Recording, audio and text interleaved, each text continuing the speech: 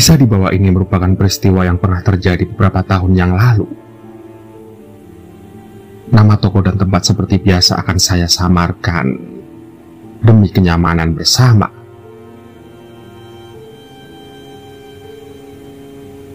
Kedua mata Lina melotot tajam ke arah Ustadz Rizwan yang tengah duduk di hadapannya. Otot di kedua bahunya kaku, punggungnya menegang disertai jari-jari tangannya yang membentuk menyerupai cakar. Sementara nafas Lina memburu turun naik sambil memasang posisi dan menunggu kesempatan yang baik untuk dapat menyerang pria tersebut.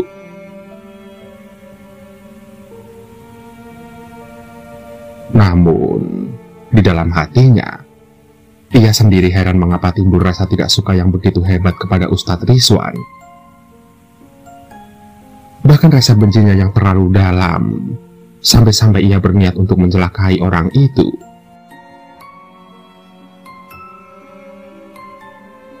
Mata Rizwan memperhatikan gerak-gerik Lina yang semakin gelisah.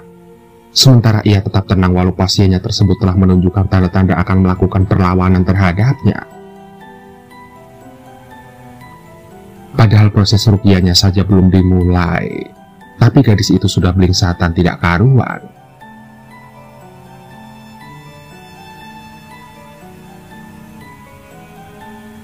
Nampak bibir Rizwan tersenyum sedikit, dan hal tersebut malah memancing amarah Lina. Spontan saja ia langsung mengamuk lalu menerjang Rizwan disertai caci maki yang terlontar dari mulutnya. Untungnya aksi tersebut berhasil ditahan oleh ayah dan ibu Lina yang juga ada di sana.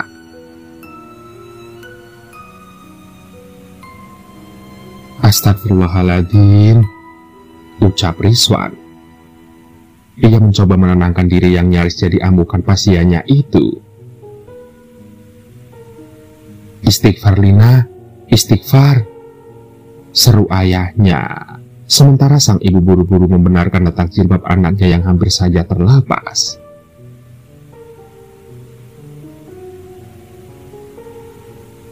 Walah, ini jinnya udah main nyosor saja, padahal belum saya apa-apain. Kelakar Rizwan sambil menahan tawa. Tidak mau diejek, Lina lantas mendelikan matanya lebar-lebar sambil berseloroh lantang. Pergi kamu, ngapain kamu di sini? Apa kamu cari mati? Ucap Lina. Namun disergah seperti itu malah membuat Rizwan nyengir, karena sebenarnya ia sudah terbiasa menghadapi keadaan semacam ini. Ya sudah, biar tidak berlama-lama saya mulai saja ruqyahnya ya. Bapak sama ibu tolong dipegangin anaknya, takutnya dia ngamuk lagi. Tukas Rizwan.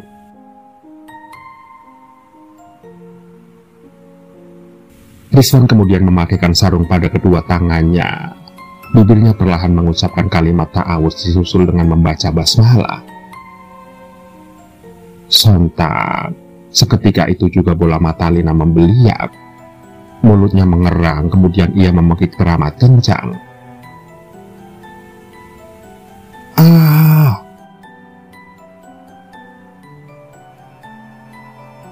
Tapi, kenapa Lina bisa sampai seperti itu? Begini ceritanya. 3 pekan yang lalu Lina terjatuh dari motor sewaktu pulang kerja. Dan karena hanya kecelakaan ringan, ia cuma mengalami luka-luka kecil pada bagian kaki. Namun, esok hari setelah kecelakaan tersebut, ia malah terserang demam tinggi. Panas tubuhnya tidak kunjung menurun sehingga Lina terpaksa dibawa ke klinik. Dan usai diperiksa ternyata ia terkena tipes. Dan faktor penyebabnya, Lina kelelahan karena terlalu banyak bekerja serta kurang istirahat. Mau tidak mau, lantas Lina pun mesti menginap selama 2 hari di klinik tersebut. Malam pertama saat tidur di tempat tersebut, Lina sempat mendengar ada suara perempuan yang memanggil-manggil namanya. Suara panggilan itu rasanya terdengar sangat jauh. Tapi telinga Lina dapat menangkapnya dengan cukup jelas. Namun karena kejadian tersebut hanya berlangsung sekali itu saja, Lina lantas tidak begitu memusingkannya. 2 hari setelah dirawat inap, kondisinya sudah mulai membaik dan ia pun dipersilahkan untuk pulang. Bahkan, ia sendiri telah lupa peristiwa aneh saat di klinik yang lalu itu. Dan pada malam yang berikutnya, dia bermimpi didatangi seorang wanita asing yang memanggilnya. Lina, sini temani aku yuk, ujar perempuan itu. Dalam mimpi tersebut Lina hendak menemui orang itu, tapi ia menghentikan langkahnya saat ia mengetahui bahwa wanita tersebut memiliki 2 lengan panjang yang terjulur hingga ke lantai. Dan tanpa terduga, sosok tadi maju mendekat, kemudian sekonyong-konyong ia menerkam tubuh Lina hingga jatuh terjerembab. Seketika itu juga Lina terbangun dari tidur. Ia meyakinkan diri sendiri hal mengerikan yang barusan hanyalah mimpi buruk biasa, walaupun kesannya begitu nyata. Batin Lina mulai diliputi rasa cemas. Apalagi ketika pada keesokan harinya ia mendapati kedua kakinya menjadi sulit untuk digerakkan. Berkali-kali dicobanya untuk bisa berdiri, tapi anehnya tetap saja ia kepayahan. Lina, dia hanya bisa terduduk lemas di atas kasur. Matanya mengamati kedua kakinya yang lunglai secara mendadak. Lantas ia pun menangis histeris. Ia sadar bahwa kakinya kini telah lumpuh.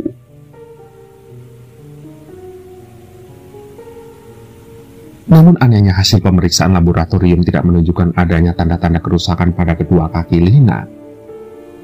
Bahkan, kecelakaan yang lalu bukan menjadi penyebab utama lumpuhnya kaki Lina yang mendadak itu.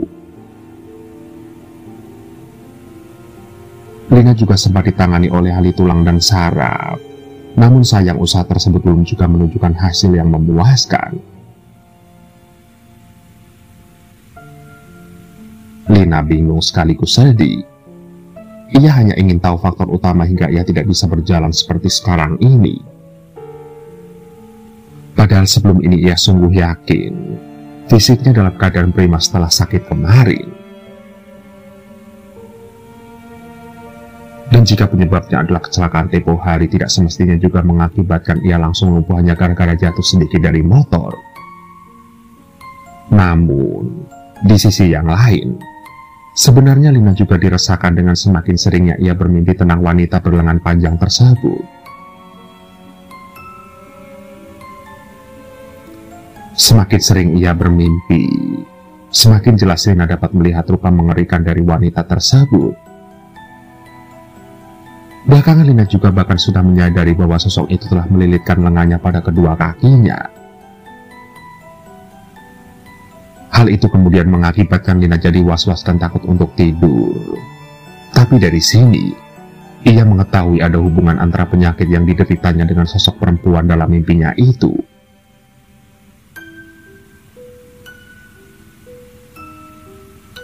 Benar saja. Kecurigaannya semakin menjadi tatkala pada suatu kali seorang kerabat ibu datang menjenguk dengan membawa anaknya yang masih berusia sekitar 4 tahun.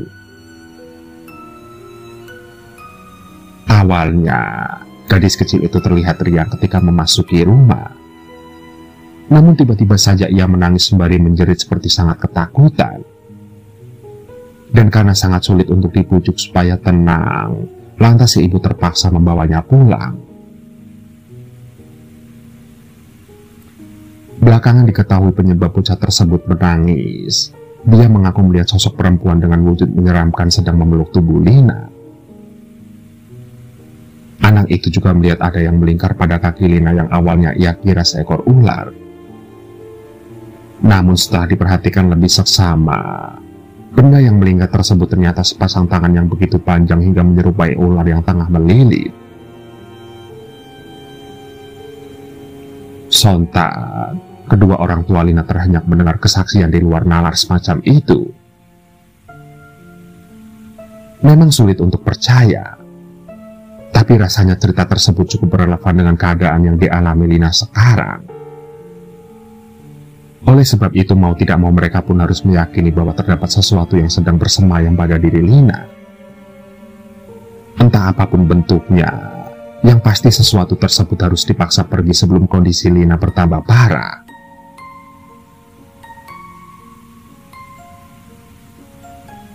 Singkat cerita, suatu ketika masih di lingkungan kediaman keluarga Lina kedatangan beberapa orang tamu dari luar daerah. Sepatutnya yang dilakukan tuan rumah, para tamu tersebut disambut dengan baik oleh warga sekitar, terutama oleh pengurus masjid. Satu persatu tamu-tamu itu kemudian memperkenalkan diri. Salah satunya bernama Rizwan, atau yang biasanya dikenal dengan sebutan Ustadz Rizwan.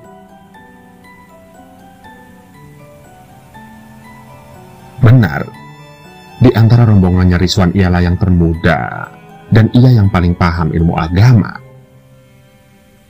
Katanya beliau merupakan alumni pondok pesantren terkenal yang berada di Jawa Timur. Lebih menariknya lagi, ternyata Rizwan juga merupakan seorang terapis ruqyah yang di masa itu masih terdengar asing bagi kebanyakan masyarakat.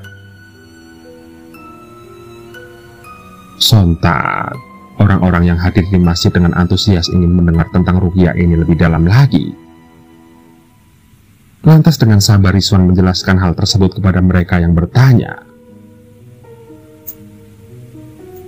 Sementara ayah Lina yang kebetulan sore hari itu berada di masjid, beliau ikut tertarik dengan pembahasan tersebut.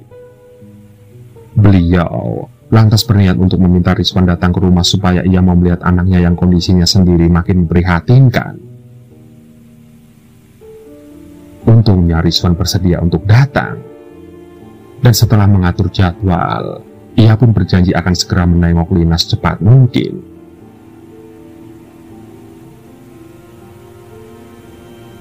Kembali ke proses ruqyah. Dari mulut Rizwan tidak henti-hentinya bacaan ayat-ayat suci dilantunkan. Sementara itu Lina terus meronta dan meraung-raung menahan rasa panas seolah-olah ada bara api yang hendak membakar habis tubuhnya.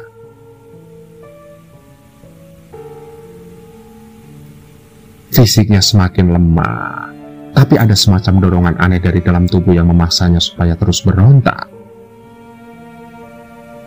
Lina, ia menggerakkan jari-jarinya mengincar wajah Rizwan. Namun ustadz tersebut mengelak hingga ia terhindar dari cakaran kuku Lina. Dan di titik inilah, Lina sudah mulai frustasi. Tenaganya sendiri sudah tidak sanggup untuk melakukan perlawanan lebih lanjut. Sementara telapak tangan Rizwan yang dilapisi sarung menyentuh di bagian kaki Lina. Hal ini mengakibatkan ia melengking kesakitan luar biasa. Rasa panas yang membakar menjalari bagian tersebut. Akibatnya tubuh Lina kejang-kejang tidak karuan. Panas, panas, racaunya. Namun di dalam hati ia menyadari bahwa sejatinya bukan dia yang merasakan sakit tersebut.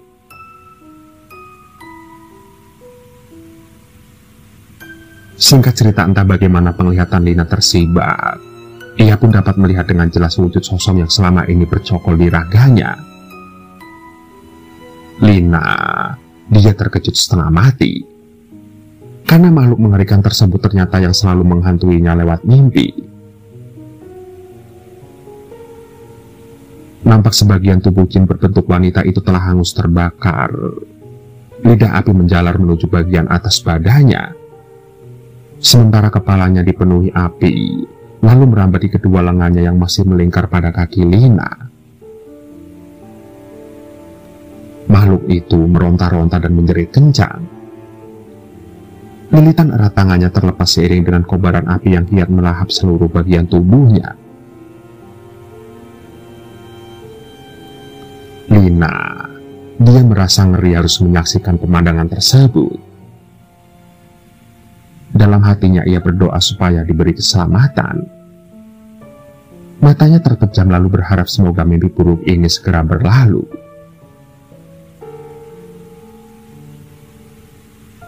"Keluar, keluar," kata Rizwan sambil menepuk-nepuk punggung Lina.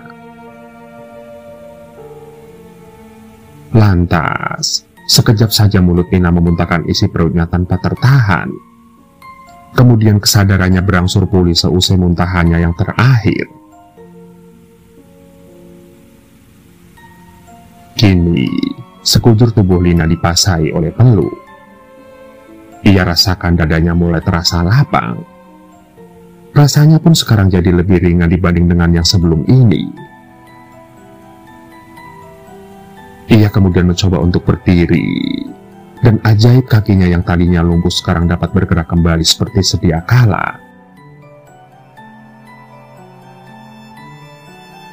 Sontak Lina pun bersujud, begitu juga kedua orang tuanya. Mereka semua bersyukur masih diberikan kesempatan untuk sembuh dari penyakit lewat bantuan seorang ustadz. Lina, ia kemudian tidak henti-hentinya mengucapkan terima kasih kepada Ustadz Rizwan.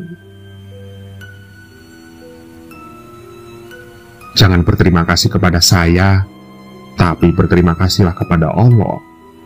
Tanpa pertolongan dari Dia, mustahil saya bisa membantu. Saya hanya perantara saja," jawab Rizwan bijaksana. Terlepas dari kesembuhannya, namun masih ada beberapa pertanyaan yang diutarakan Lina. Salah satunya yaitu tentang tujuan jin tersebut. Menurut Rizwan, ia tidak bisa menebak perilaku jin. Mungkin ada alasan khusus sehingga ia menempel, atau bisa jadi ia hanya ingin mengganggu saja.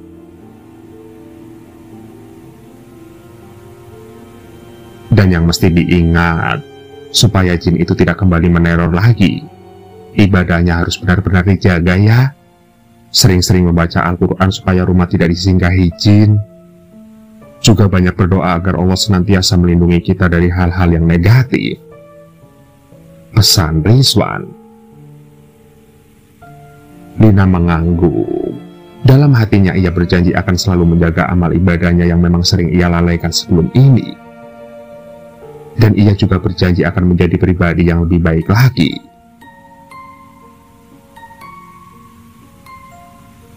Seminggu kemudian, Rizwan dan istri dipusingkan oleh perilaku putra mereka belakangan ini. Karena hampir setiap malam bocah berusia setahun itu kerap kali menangis tanpa sebab. Padahal anak tersebut jarang sekali rewel, apalagi menangis sampai berjam-jam lamanya. Ia hanya bisa tenang ketika memasuki waktu fajar, ataupun setelah didengarkan bacaan Al-Quran.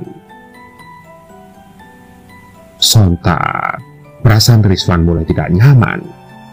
Apalagi ketika istrinya bercerita pernah bermimpi didatangi oleh seorang wanita dengan kondisi tubuh hangus terbakar. Istrinya bercerita, wanita itu marah kepada Rizwan karena telah berani menyakiti dirinya. Rizwan paham, jin wanita tersebut ternyata menaruh dendam padanya. Sejujurnya ia tidak pernah mengira keluarganya pun akan terkena imbas dari proses ruqyah kemarin. Dan kejadian seperti ini baru pertama kali terjadi sepanjang karirnya selaku terapis. Lantas, malamnya Rizwan hendak melaksanakan sholat tahajud. Di ambang pintu kamar ia tertegun saat melihat ada sesuatu tengah berdiri di sana. Di balik gorden putih yang tipis, nampak sosok wanita itu dengan wujud hancur terbakar sedang menatap tajam ke arah Rizwan. Matanya mengisyaratkan kebencian seolah ada dendam yang sepertinya ingin segera dilampiaskan. Sontak, nafas Rizwan tertahan menyaksikan penampakan menyakitkan dari makhluk itu. Apakah itu dia? Apakah itu jin yang dendam kepadaku? Terkanya dalam hati. Perlahan hatinya mulai gentar. Sungguh ia tidak menyangka bentuk makhluk tersebut ternyata terlalu rusak. Akal sehatnya kini tidak sanggup untuk menyaksikan penampilan itu jauh lebih lama. Rizwan goyah. Pandangannya mulai menggelap. Kesadarannya semakin jauh berkurang hingga ia pun terkulai lemah dan akhirnya jatuh pingsan.